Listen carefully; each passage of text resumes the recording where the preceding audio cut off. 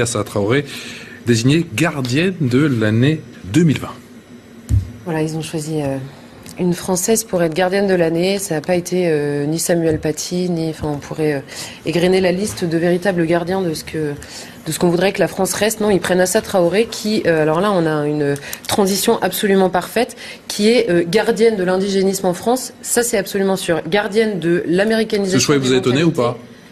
Ce choix ne m'étonne pas de la part du Time, en fait. On comprend bien, d'abord, qu'il y a une offensive de certains médias américains et de certaines, élites américaines, culturelles, médiatiques, contre la France, parce qu'ils ne comprennent pas à la fois ce qu'est la France. On l'a vu au moment de l'attentat contre Samuel Paty, de la défense des propos d'Emmanuel Macron sur la liberté d'expression à la française, sur même la laïcité, ce qu'est la laïcité en France. C'est absolument incompréhensible. Mais même sur l'universalisme en France. On est en train de se poser des questions que jamais de la vie on ne s'était posées en France et qui sont en revanche omniprésentes aux États-Unis. Sauf que ce qu'oublie de dire Madame Traoré et ce qu'oublient de dire évidemment les médias américains qui ne comprennent pas exactement ce que nous sommes, c'est que le parallèle est infaisable. D'abord parce que nous n'avons pas la même histoire.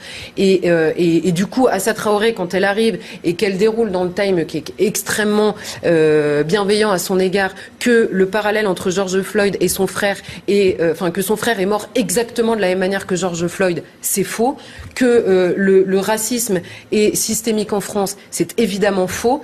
Et en fait, elle déroule évidemment tout son discours à la fois indigéniste et racialiste, sans aucune mesure. Donc et effectivement que Madame Traoré, qui a fait la une de nombreux journaux en France et maintenant aux États-Unis, où elle avait déjà reçu un prix, vienne nous expliquer qu'elle est invisibilisée, qu'elle ne peut pas exister parce qu'elle est noire. C'est au bout d'un moment, si c'était pas triste, ce serait quasiment marrant.